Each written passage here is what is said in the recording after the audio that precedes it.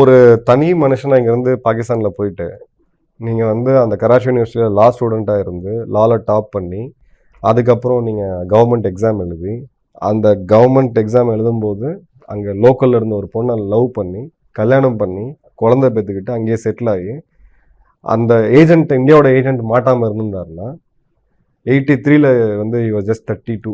Okay.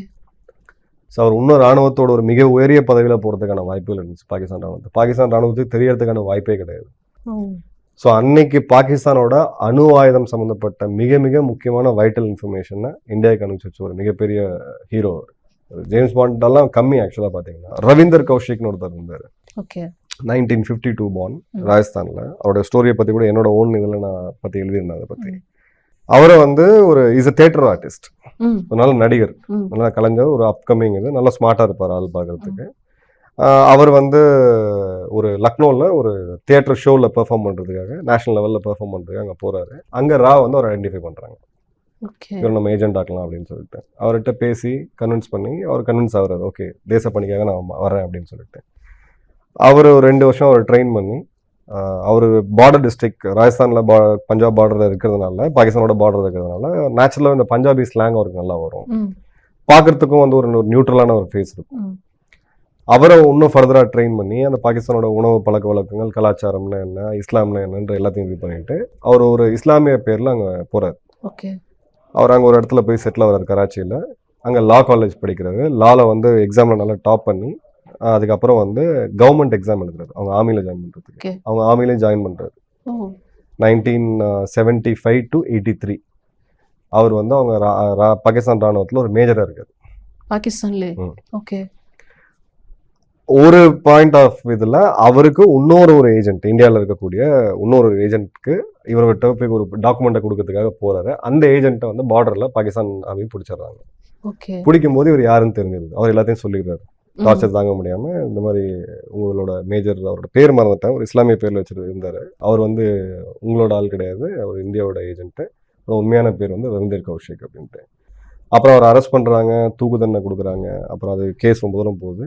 ஒரு 16 வருஷம் படாத பாடுபட்டு ரொம்ப கொடுமையான நம்ம வார்த்தையால் விவரிக்க முடியாத டார்ச்சர் அனுபவிச்சு 2001 அவர் இருந்தார். ஸோ 75 to 83 பாகிஸ்தானோட இராணுவ தலைமையகத்தில் ஒரு மேஜராக இருக்கக்கூடிய அதிகாரி வந்து ரா ஏஜென்ட்ன்றதை டீக்ளாசிஃபை பண்ணிருப்பாங்க. இதுதான் ரா. இந்த லெவல் ஆஃப் இன்ஃபில்ட்ரேஷன் தான் வந்து ரா. நீங்க யாருன்னு லைட்டா தெரிஞ்சிருச்சுன்னா அதுக்கப்புறம் யூ ஆர் நாட் நீடட். நீங்க இருக்க முடியாதுங்க. நீங்க தான் ரா ஏஜென்ட்னு எக்ஸ்போஸ் ஆயிடுச்சுன்னா, இல்ல எதிரிக்கு வந்து டவுட் வந்துருச்சு, நீங்க தான் உங்க மேல டவுட் வந்துச்சுன்னா அந்த மிஷன் வந்து வெளில எடுத்துருவாங்க. ஓகே. நீங்க ஒரு பிரேக் எடுத்துட்டு you will come back to normal life. என்னைக்கு ரான் உங்க ஓன் ஃபேமிலியில யாருக்கா தெரிஞ்சதுனாலே வந்து கேம் இஸ் ஓவர், அவ்வளவுதான். எந்த நாடுமே அவங்களோட ஏஜென்ட்ஸை ஓன் பண்ண மாட்டாங்க. இதோட அதாவது ஒரு ராணுவத்துல ஒருத்தர் இறக்குறாரு, போர்ல இறக்குறாருன்னா நிச்சயமா நம்ம அந்த ரெகக்னேஷன் வந்து நாடே கொடுக்கும். அந்த கொடுப்பாங்க, இவர் தான் இன்னார் அப்படின்னு சொல்லுவாங்க. இந்த இடத்துல நீங்க ஓன் பண்ண முடியாது. உங்களோட ஓன் ஏஜென்ட்ஸை நீங்க ஓன் பண்ண முடியாது. டைரக்டா ஓன் பண்ண மாட்டாங்க. பட் பேக் டோர்ல இந்தியாவும் சில பாகிஸ்தானோட ஏஜென்ட்ஸை பிடிச்சி வச்சிருப்பாங்க, ஏசைட் ஏஜென்ட்ஸை பிடிச்சி வச்சிருப்பாங்க. சில டைம் எக்ஸ்சேஞ்சஸ் நடக்கும். நம்மளோட 3 பேர் அவங்க கொடுத்துட்டு, அவங்களோட 3 பேர் நம்ம அவங்களுக்கு கொடுத்துட்டு, அவங்களோட 3 பேர் நம்ம எடுக்கிறோம். அந்த மாதிரி பேக் டோர் நெகோஷியேஷன்ஸ் நிறைய நடக்கும். ஃப்ளைட்டை ஹைஜாக் பண்றது வந்து ரொம்ப சிம்பிள். நீங்க ஒரு வெப்பனை உள்ள எடுத்துட்டு போயிட்டீங்கன்னா போதும். ஒரே ஒரு பிஸ்டல், 2 மேகசின், 20 ரவுண்ட் இருந்ததுன்னா நீங்க ஃப்ளைட்டை வந்து கண்ட்ரோல் எடுத்துட்டு வரலாம். ஏன்னா நான் பைலட்டை வந்து ஹார்ம் பண்ணாலும் ஃப்ளைட் கீழே போயிடும். இல்லைன்னா ஏதாவது ஒரு ரேண்டமா எடுத்து 2 இடத்துல சுட்டாலும் ஃப்ளைட் கீழே போயிடும். அவ்வளோ பேருக்கு இதா இருக்கும். ஸோ ஃப்ளைட்டை பொறுத்த வரைக்கும் ஒரு சின்ன ஒரு எக்ஸ்ப்ளோசிவோ இல்லை ஒரு கை துப்பாக்கியோ ஒரு 20 குண்டுகளோட அதுக்கப்புறம் உள்ள உங்களோட ஆள் இருந்தாங்கன்னா பண்ணிடலாம், ஹைஜாக் பண்ணிடலாம். ஸோ அந்த டைமில் பார்த்தீங்கன்னா ஏர்போர்ட்டோட செக்யூரிட்டி சிஸ்டம்ஸ், ஸ்கேனர்ஸ், பேக்கேஜ், இன்னைக்கு இருக்க மாடர்ன் சிஸ்டம் வேற. உங்களை வந்து ஜூம் பண்ணி ஒரு ஷூ இருக்கு, நீங்க ஒரு ஷூ போட்டுறீங்கன்னா அந்த ஹை ஹீல்ஸ் இருக்குன்னா ஹை ஹீல்ஸ்குள்ள போய் என்ன இருக்குன்றத பாக்குற அளவுக்கு இன்னைக்கு இது இருக்கு. அன்னைக்கு அதெல்லாம் இல்லை. So they manage to take a weapon inside. Weapon அவங்க உள்ள எடுத்துட்டு போயிட்டாங்கன்னா ஃப்ளைட் அவங்க கண்ட்ரோல் எடுத்துறாங்க. ஃப்ளைட் அவங்க கண்ட்ரோல் எடுத்த பிறகு அவங்களுக்கு கம்யூனிகேஷன் இருக்கு, பாகிஸ்தான் கிட்ட கம்யூனிகேஷன் இருக்கு. ஸோ அவங்க நேபாள்ல இருந்து கிளம்புன அந்த ஃப்ளைட் வந்து அம்ரிஸ்டர்ல பஞ்சாப்ல லேண்ட் ஆகி அங்கிருந்து கண்டகாருக்கு எடுத்துட்டு போறாங்க. ஏன்னா அங்கே தாலிபான் ரூல் அன்னைக்கு இருந்துச்சு. ஸோ இது இன்னைக்கு தேதிக்கு இதை பண்ண முடியுமானா பண்ண முடியாதுன்னு நான் சொல்ல. பட் அது ரொம்ப ரொம்ப டஃப். நீங்க வெப்பனை உள்ள எடுத்துட்டு போகாம நீங்க வந்து இது பண்ண முடியும். இன்னைக்கு தேதிக்கு நீங்க வந்து பவர் பேங்க் எடுத்துட்டு போக முடியாது. நிறைய விஷயங்கள் பேன் பண்ணிருக்காங்க ஃபிளைட்ல. சின்னதா கூர்மையா எடுத்துட்டு போனீங்கனாலும் அதே வந்து 10 இதுல கேட்பாங்க. பட் அதையும் மீறி பண்ண முடியுமானா ஒரு 0.01% சான்சஸ் இருக்கு அந்த மாதிரி பண்றது. அவ்வளோ செக்யூரிட்டி சிஸ்டமையும் தாண்டி சில விஷயங்கள் நடக்குதுன்னா என்ன பிரச்சனை இருக்கும் அந்த இடத்துல நீங்க நினைக்கிறீங்க?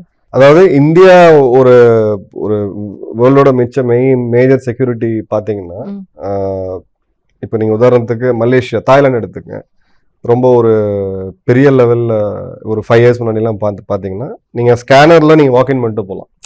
நம்ம இதில் பேக் எடுத்து தனியாக வைப்போம். இப்போ இந்தியா எடுத்தீங்கன்னா இந்தியாவில் வந்து உங்களோட ஷூ ஹெவியாக இருந்தால் கூட ஷூவை தனியாக கழட்டி ஒரு பேக்ல ட்ரெயில போட்டு உங்களோட மெட்டல் எல்லாமே தனியாக எடுத்து ஒரு ட்ரெயில போட்டுட்டு ஹேண்ட் பேக் தனியாக வச்சு நீங்கள் ஒரு ஸ்க்ரீனிங் போவீங்க. அதில் ஒரு மெட்டல் டிடெக்டரும் இருக்கும், அப்புறம் ஃபிசிக்கல் ஸ்க்ரீனிங்கும் இருக்கும். இப்போ இதே நீங்கள் இஸ்ரேல் எடுத்தீங்கன்னா இதோட டஃபாக இருக்கும் சிஸ்டம்ஸ். அவங்களுக்கு டவுட் இருக்கு அப்படின்னா அவங்க தலைமுடியை கலைக்கணும்னா தலைமுடியை கலைக்கலாம், என்ன வேணா பண்ணுவாங்க அவங்க. ஸோ அந்த அளவுக்கு ஏன்னா எந்த லெவலுக்கு த்ரெட் இருக்குன்றதை பொறுத்து அங்கே செக்யூரிட்டி வந்து இது இருக்கும்.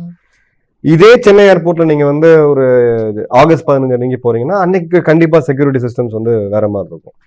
பட் வெளியில நாட்டுல இருந்து இந்தியாவுக்கு வர ஃபிளைட்ஸ்ல அந்த நாட்டோட செக்யூரிட்டி சிஸ்டம் நீங்க கண்ட்ரோல் பண்ண முடியாது.